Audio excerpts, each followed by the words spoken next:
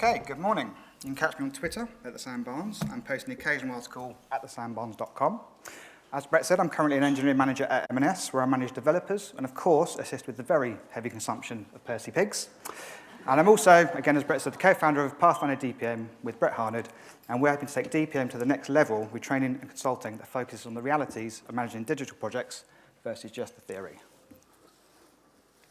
So, here we are at a big London conference in the shadow of Westminster and Big Ben. What innovative and groundbreaking idea can I talk about? Well, this was the very question buzzing around my head months ago when one day, in what was a pretty new job, I was in a one-to-one with one of my team, Leanne, and she came up with something rather unexpected. She made a comment that she was impressed to see how much I'd done in such a short amount of time. Now, to set the scene, I'd probably been there about 12 weeks, and in that time I genuinely felt that my contribution to my team and the company had been pretty much zero. From my perspective, I'd spent my time doing a few one-to-ones, meeting key people, and just trying to understand how this big company operated. But what I'd not done by then was help deliver anything. I hadn't conducted any appraisals, contributed to strategy, so what on earth was Leanne talking about? Well, I went back to my desk and had a bit of an internal battle with myself about whether to actually ask her, because it kind of translates to, "Hi Leanne, my head and ego are massive, but they need a new boost anyway, so can you please tell me why I'm so great?" Although, if you saw the doodles of me at work, you may agree on the head size thing. It's lovely, isn't it? But you know what I mean, just asking someone why they think you're good, just major cringe. But because I was just completely baffled by this, and I was trying to think of an idea for a talk, I decided to ask. So through gritted teeth, I did, and her answer really surprised me. She said, "It's just things like when we have our one-to-ones, you say you want to check we're okay and enjoying our job. This is such an important thing to say, but I've only heard it once before in my career. It's the little things that make the difference." And that got me thinking an awful lot. It got me thinking about how maybe my own criteria for contributing to the team and company perhaps wasn't quite right. Subsequently, that got me thinking about what other things people do when managing people or projects that they don't even realise are adding to positive feelings and success. So I want to shine a big spotlight on some of the little things that are so often overlooked, despite them being so impactful and able to change people's entire perspectives. For example, here's something little, changing perspective in a very big way. Oh, so cute. Amazing. Okay, so to get us started, I'm going to talk about something that I feel underpins absolutely everything when it comes to leading people or projects. You could have the best client, team, and boss in the whole world, but getting this wrong will end in disaster. I'm talking about keeping on top of your own workload. After all, I honestly believe to be an effective leader, you absolutely have to set the very best example when it comes to being consistently on top of your own work. Never forgetting anything, never being late, and just having your house completely in order so that when you're trying to encourage others to do the same, you're not being a hypocrite and you're showing that it can be done. Now, there's so many different productivity methodologies out there. For example, you've got the Pomodoro technique, don't break the chain, the action method, and I think the winner of the best name goes to eating live frogs, do the worst thing first. It can be really hard to choose one, but there's no doubt about it. We all need some way of managing our workload. And this is made even clearer when you get to see firsthand what happens when one of the best engineers you know has to manage a digital project. That's right, under a table, in the middle of the day, and no longer capable of sentient communication. He really was a wreck. However, Tim is a genuinely awesome person who gave me permission to use this photo and, who I might add, delivered his project brilliantly in the end. But for me, I kind of got lucky, and very early in my career, I was introduced to Getting Things Done, or GTD, as it's known. It was invented by David Allen in his 2001 book, GTD, The Art of Stress-Free Productivity. And while it's a huge book that contains an entire set of systems designed to help you manage both a busy professional and personal life, what I found is that I only really need to use 3 parts in order to keep on top of things. And they are Inbox Zero, Next Action, and Waiting For. So Inbox Zero is something that many think is a myth, but it's not. It just takes a few weeks of doing it before you become disciplined enough to achieve it regularly and thus feel the benefits. It's simply when you ensure that your inbox is empty at the end of every working day, as well as throughout the day, as much as possible. So how do I personally approach this? Well, I move all of my mails into folders, but only after I read them while asking myself one question. Does this email contain an action for me or not? If not, I read, understand, and move it to a folder. If it does contain an action, I log it with a due date and add it to my next action list. Likewise, if there's a mail containing something I was waiting for, I'm going to tick it off that list. And that's it. That's how you achieve Inbox Zero. No sorcery involved at all, just simple rules and daily discipline. The entire point of this is geared towards not just being productive, but also emptying your head of stress. And as DPMs and leaders, I think that's what we need more than most.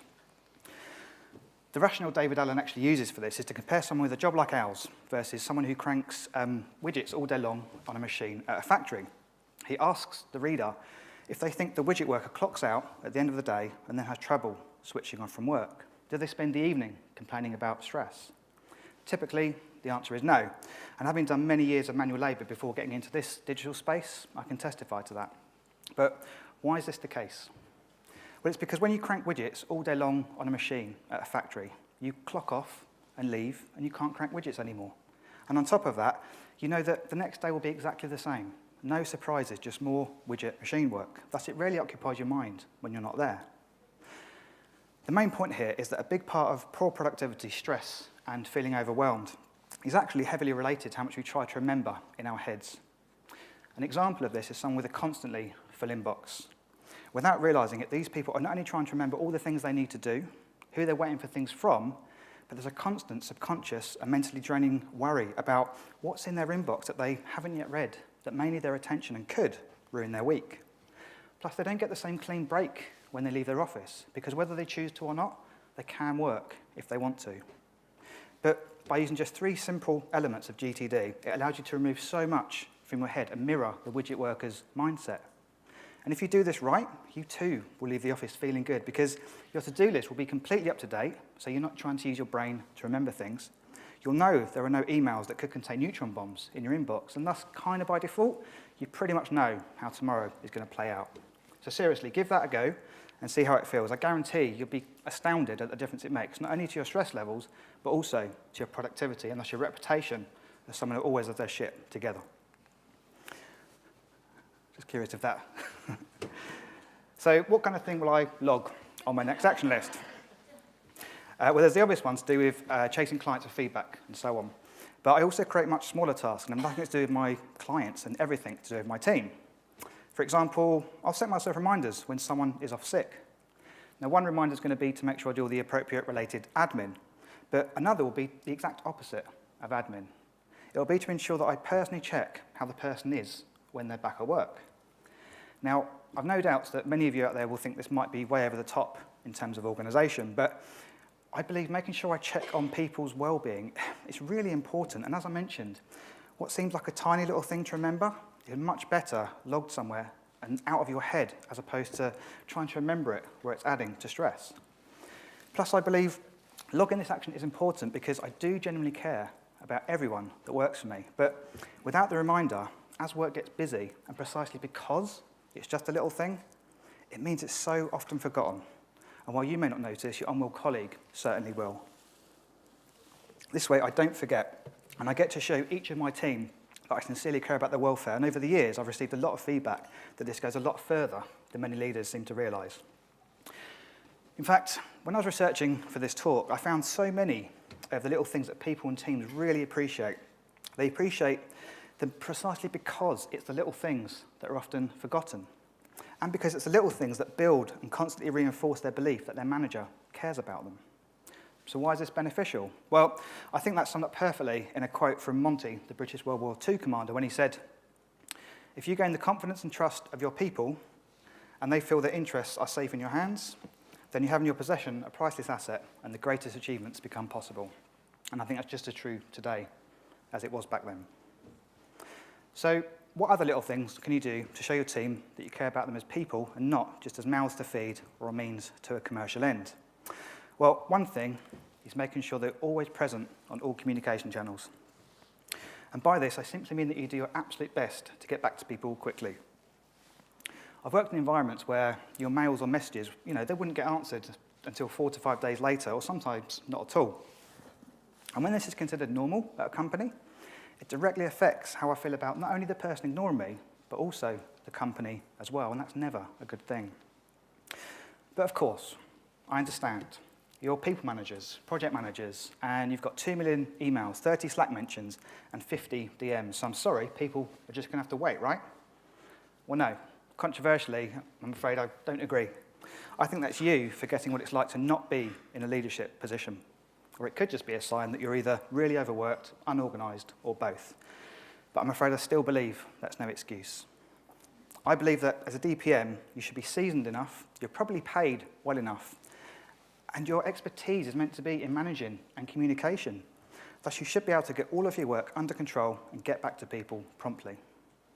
You personally may think nothing of slow or no replies, but the feedback that I've had, especially from people in the early days of their career, is that a lack of reply often generates quite a lot of anxiety for them. They tend to assume that someone higher up the chain isn't happy with what they've been sent. But at the same time, they won't even chase or mention it, even if they see you in person, due to fear. To understand this, you only need to look at this highly scientific graph based on a WhatsApp message that you've sent. Now, as you can see, science has proven what we all know, that 2 blue ticks and no reply is one of the most traumatic experiences a human being can suffer. But seriously, please give it a go. Get back to people quickly, especially the rookies. And when it comes to comms, another little thing that goes a long way is getting back to people when you say you will. Again, the most obvious thing in the world to say, and yet it's one of the most common failings I see busy leaders making. If you tell someone you're going to get back to them on a certain day, make sure you do. And this is another thing where GTD is so useful for me. Because each time you don't get back to someone when you say you will, it erodes a part of the recipient's trust and thus belief in you.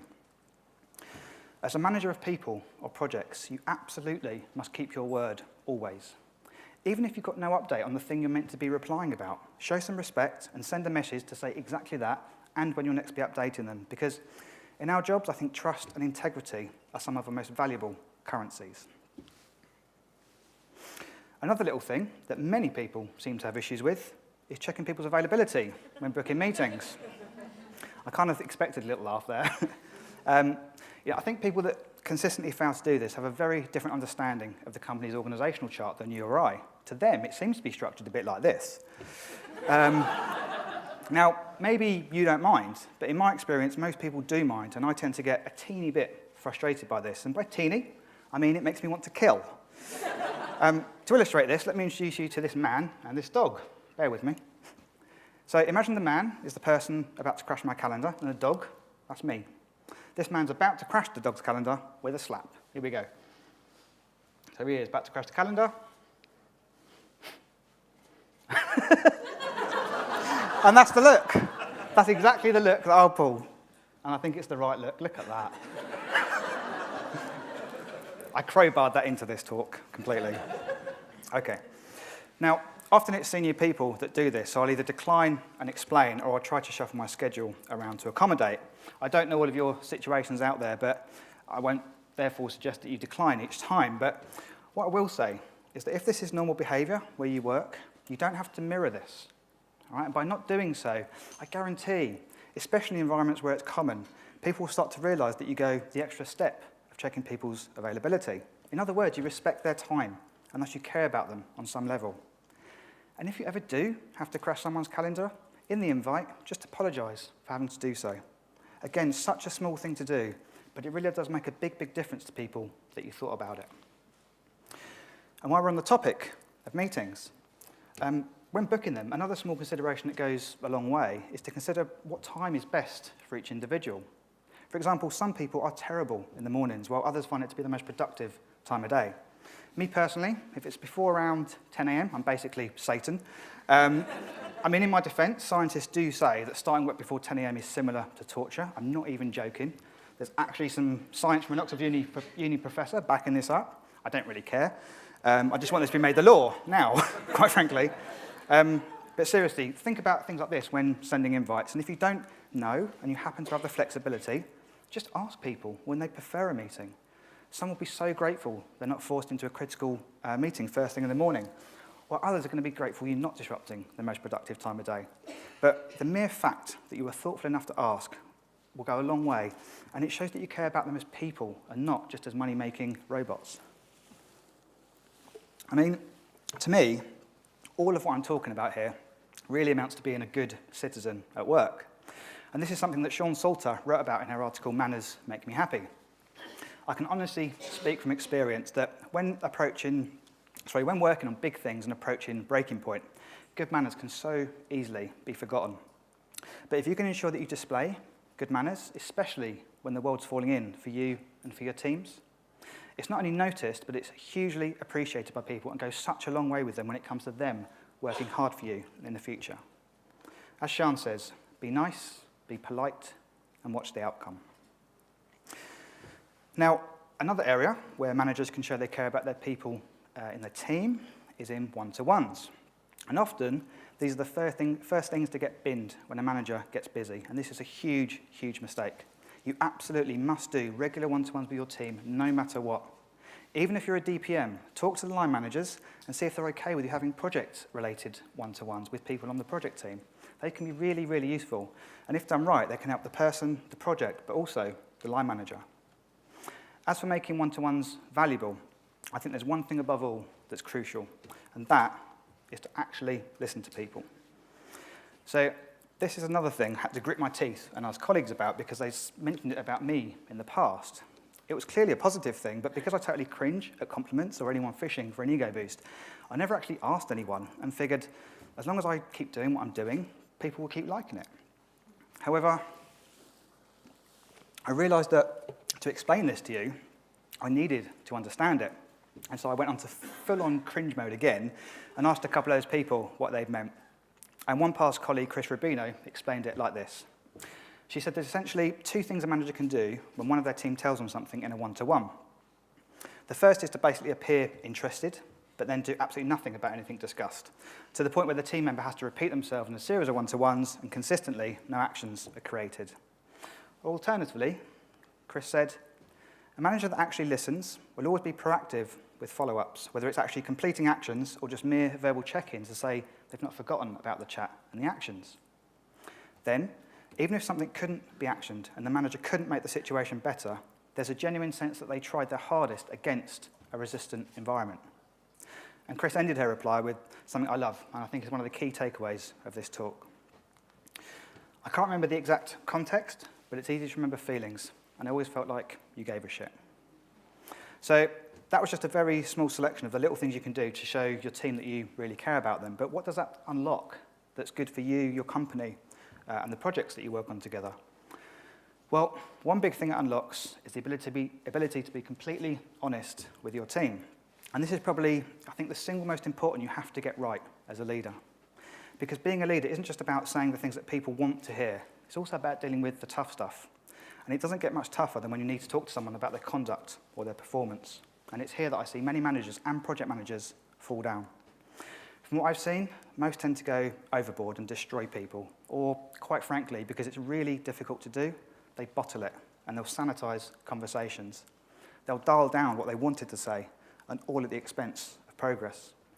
However, when you sincerely care for your team, and they really do know it, it allows for complete honesty without the awkwardness.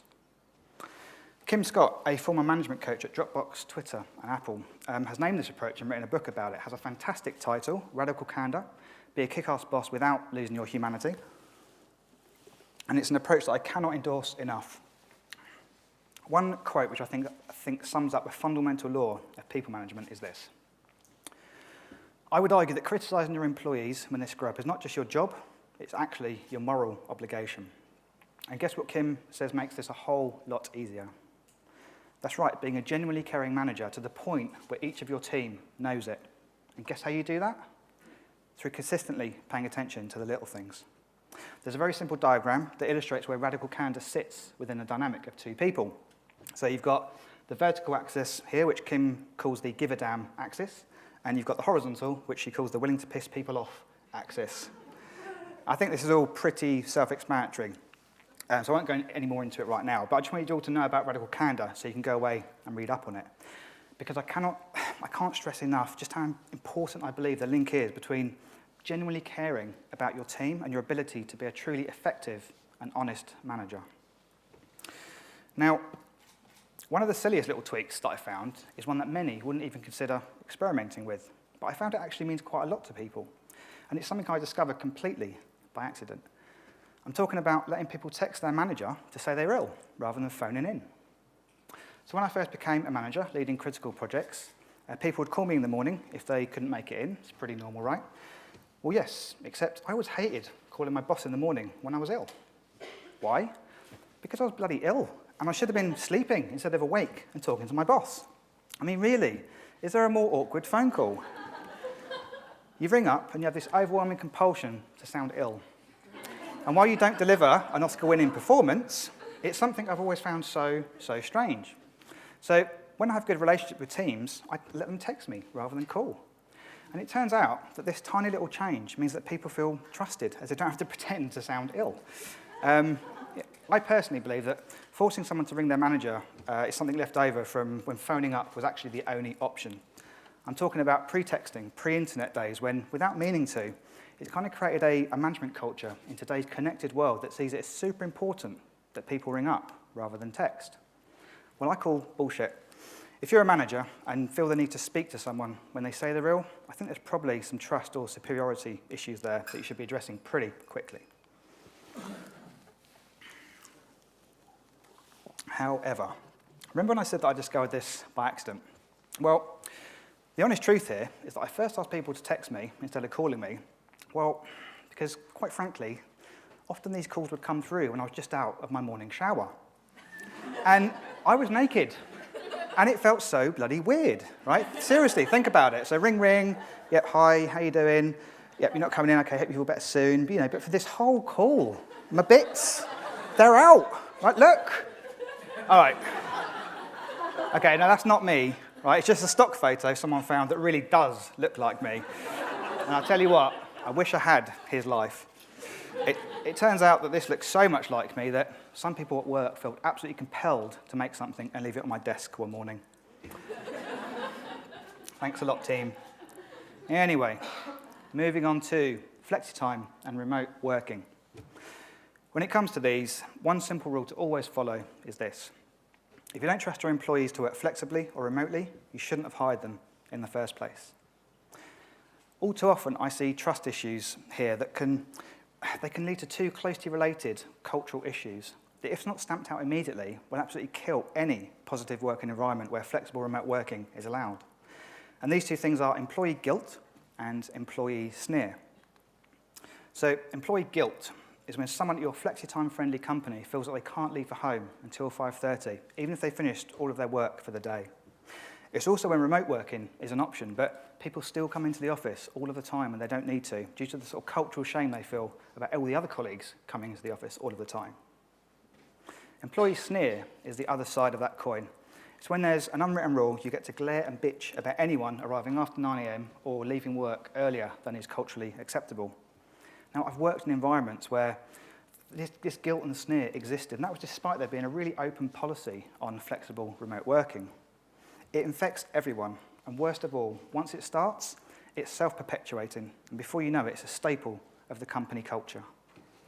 As a people or project manager, you simply cannot allow the pressures of delivering work to enable the birth and growth of these as cultural norms. Because while you may very well deliver a few pieces of work in this climate, I guarantee it will eventually wipe out any profit that you make in staff turnaround, low productivity, due to really, really poor morale. Another little flexible remote working tip that people really appreciate is if you're sending messages or mails out of standard working hours and it's not an emergency, make sure the very first sentence or in the subject line is a clear statement that you're not expecting a reply until the next day. And this is for two reasons. It shows that you care about them and their life, and thus by default you respect their time. And it may just stop you pissing someone off when you don't even realise you're doing it. It may not be obvious to you, but as you progress through your career and climb the ladder, you pick up a certain amount of authority along the way, just like when you become a project manager. However, if you're actually a nice person and not someone who gets drunk on power, what tends to happen, as you gain authority is that your view of yourself remains relatively static compared to other people's. Others will see you as senior, and to some, this means they're going to do whatever you say, hopefully out of respect, but unfortunately, sometimes it's due to fear. And one way this manifests itself is through out-of-hours communication. So when a manager sends out-of-hours message to someone on their team, they'll often get a reply. That's awesome, right? Well, no. Because in many cases, the person replying doesn't do so because they happen to be working late as well, but because they feel they have to. However, the nice manager just assumes their team member is working as well, and so they'll reply to the reply, and round it goes sometimes, all evening and into the night. So while the manager carries on with their week, the employee gets really demotivated by the feeling they had to work out of hours yet again. And over time, this can be really wearing on someone that works for you without you actually realising. Once again, it's the smallest of things that can make the biggest difference to people and their lives. So I've spent this entire time suggesting little things you can do to help people around you and thus the projects that you work on together. But what about you? When leading people or projects, it's so easy to fall into the pattern of helping everyone at the expense of your own sanity. Well, guess what? You're no good to anyone when stressed. So there's a whole heap of little things you can do that can help keep you sane. And these are mostly small mindset tweaks that have a big impact and basically have stopped me from imploding when the going got rough. So first up is assuming people mean well. What I mean by this is that you should always be starting conversations with people that appear difficult, believing they mean well, even if their opinions and proposed solutions run in direct opposition to yours. The fact is, very rarely is there only one solution to solve any given business problem, and equally rarely are people actively trying to be difficult. I think a quote from Cole Scotland always helps me remember this, when he says, "A sign of complexity is that the experts don't agree." But in some cases, that may be a little harsh, as there's often factors that you have no control over that can play a big part in making others difficult to work with. For example, something I've spoken about many times before, when introverts and extroverts work together. So imagine this real-life example. You've got me, an introvert DPM, working with an extrovert CEO, and we're working on a new business pitch together. Here are the facts. We both love digital, we both enjoy our jobs, we both want to win the work, we both want the project to go well if we win it, and you know what? We both get on, personally. So how could this possibly go wrong? Well, one area where introverts and extroverts feel and behave very differently is where risk is involved. Specifically, introverts are more risk-averse than extroverts. The science behind this is also to do with the fact that extroverts actually get a happy buzz in the brain when taking risks, whereas introverts find risk-taking an absolute affront to all logic and common sense, because for them it causes the very opposite feeling, one of mental pain. And this is because there are actually physical differences between introvert and extrovert brains, with introverts having more and thicker grey matter in the prefrontal cortex. And this is the part of the brain that's believed to be linked to abstract thought and decision-making. Thus, there's another belief that this is why an introvert will spend more time thinking things through before making a decision, while an extrovert will want to live in the moment and make a decision with much less thought and thus higher risk. On top of this, both brains also react differently to reward, with extroverts responding much more strongly to the dopamine hit they get when a high-risk move pays off, hence their desire to do it again and again.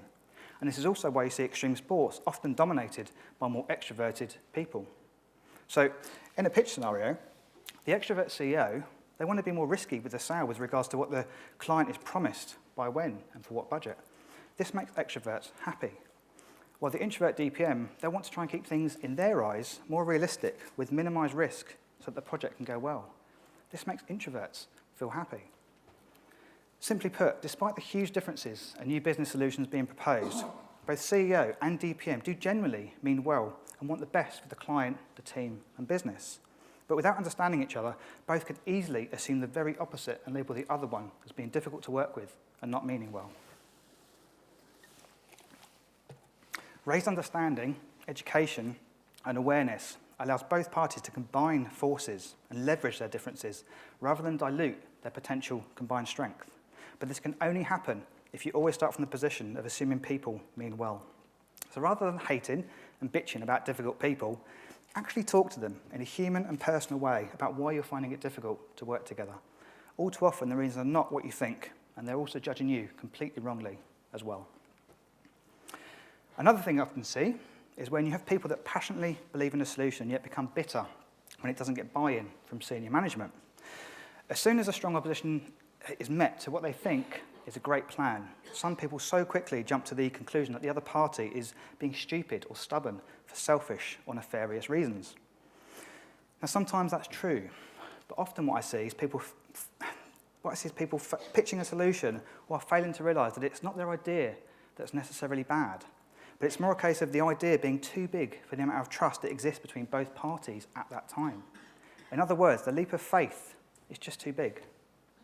What some people consistently fail to see is that, rightly or wrongly, if enough trust doesn't exist to allow progress at the desired speed, rather than assuming stupidity or malicious intent, instead do what's required in order to gain the trust necessary in order to implement your plan. And one way you can do this is to break up your grand plan into much smaller pieces that you'll actually be allowed to deliver.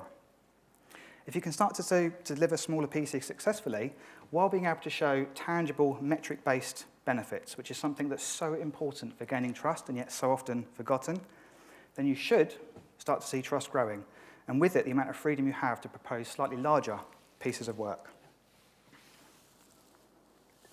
And this leads me on to another personal mantra of mine that has helped keep my sanity over the years, and that is that real expertise is making progress in an imperfect environment. So many moons ago, I'd be one of these people getting furious at why management wouldn't let me run with my big ideas that I was sure would improve things for everyone. But as the years rolled by and I worked in and with so many different companies, I began to realise that many people mistake having expertise in a specific area as the only qualification they need in order to be trusted and allowed to run with their big ideas. And when they don't get approval, they throw their toys out the pram, give up, and become very bitter, negatively affecting everyone around them. And this is not how to lead people. And this is one of the many paths that lead to really unhealthy and destructive them and us divides within companies. After seeing this same cycle for many years now, I now believe that a demonstration of true expertise in an area is not only when you know all about something, but when you can also successfully implement positive improvement within different business types against the inevitable resistance from others. This belief helps keep me sane, and also encourages the strategy of implementing smaller pieces of work, thus making people's work lives better piece by piece, as opposed to using that exact same time to make no progress at all while making lives worse through negativity. In that scenario, there really are no winners. It has to be said, though, sometimes a particular imperfect environment you find yourself in isn't one born of the usual reason, which is politics, and instead is due to a few people that are just so painful to work with, or just flat out bad. In these situations, one of my favourite quotes is this: before you diagnose yourself with depression or low self-esteem, first make sure that you are not, in fact, just surrounded by arseholes. So, when you find yourself surrounded by toxic people that are doing damage, what can you do about it? Well, I'm pleased to say that Robert Sutton has come up with something that may just help you fight the good fight. His technique is outlined in his book with just the most wonderful name, The No Arsehole Rule, Building a Civilized Workplace and Surviving One That Isn't. And in this book, he studies how toxic people affect companies and their staff. He then created a calculation that allows you to put a dollar figure on what financial damage toxic people are actually having. And as we all know, people tend to listen a lot harder when money's involved. He subtly named this calculation the total cost of arseholes, or TCA for short. So what's the calculation? Well, based on studies of workforces, he found the following. He found that there's a 15% average bullying rate in companies, with 25% of bullying targets that will eventually leave their job, as do 20% of those who witness the bullying close up. So say we use a company that has 1,000 people, and it costs that company around £10,000 in time and money to replace someone. That would mean that you have a total of 150 people who experience bullying, and 38 of those would probably leave. If each of the bullying campaigns just had 2 witnesses, that's 300 people. Following the 20% calculation, that means that another 60 people would also leave the company. So you're looking at a total of 98 people leaving, with a total cost to replace, or in other words, the total cost of those bullying arseholes being around £980,000. So even if you remove all of the long-term negative culture effects and just focus on the money, the question for those at the top suddenly becomes, does keeping these brilliant jerks make commercial business sense? And that's bearing in mind that often the reason given for keeping these toxic people around is due to how much revenue or value that they generate. Well, this is one way to offer a comparative figure for management, and Sutton says that once the figure is known and believed, most management teams immediately remove the toxic person. But while this is obvious, I know that proving this out in your own companies, it'd be incredibly difficult, maybe even impossible. However, what I do believe is that the more mental links we can create at a management level between toxic behaviour and measurable financial loss, the more conversation would actually start regarding these bad people. And that would lead on to raised awareness, not just about the financial holes that they create, but also the emotional damage that these bad people leave in their wake. So please, get this book under your boss's nose and start trying to create those mental links. Another little tip I have for you is when you need to make a tough or scary decision. Commonly, it's things like deciding whether to accept a new job or whether you should be honest with your boss or be on a stage like this. But really, it's about anything that scares you at all. I apply this approach all of the time because I can tell you right now, I'm the absolute master of finding thousands of reasons why I shouldn't do something, when in fact the reason is just fear, just scared. So what helps me settle the matter is when I'm scared or confused is to flip the proposition on its head. So rather than think of all the reasons I shouldn't do something, I simply ask myself, will I regret it if I say no? And if the answer is yes, I would regret it, I close my eyes, take a deep breath, and say yes. Now, does that stop the fear? No, not at all, but it does get me to a decision. And since using this approach, I'm yet to regret any of them that I've made this way. And that's because I passionately believe that opportunities are rare, fear is temporary, but regret is eternal. Now, I appreciate that's a bit deep. So here's a slightly more blunt way of explaining the same point. It's better to shit your pants and die of constipation, right? Amen. Amen.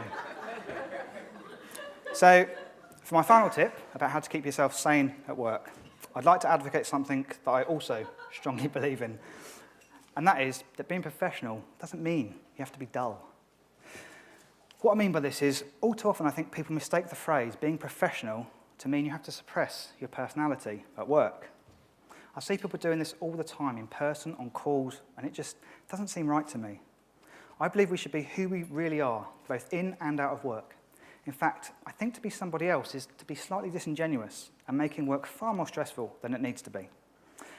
But to be crystal clear, I'm certainly not advocating that if you enjoy the occasional drink at home, that you should live the party lifestyle at work. Nor am I saying that when you attend interviews, that you should answer questions if you're sat at home with friends. No.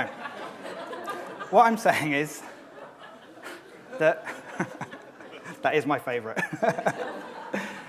What I'm saying is that accepting who you are, being comfortable with who you are, and bringing that person, the real you, into work, it makes a noticeable difference to how easily you can combat stress, because you're not having to remember who you're supposed to be, while at the same time you're showing others that it's totally okay to be yourself at work. I mean, it seems to me that many of us think we should be portraying this kind of image of ourselves at work, when in fact, and certainly in my case, the reality is much, much closer to that. So I'm simply saying to bring the real you to your professional working day and let your personality shine. When brands do this, we smile. For example, this is what you find on a Virgin Train toilet seat. And I saw this amazing Hotel Shampoo branding recently.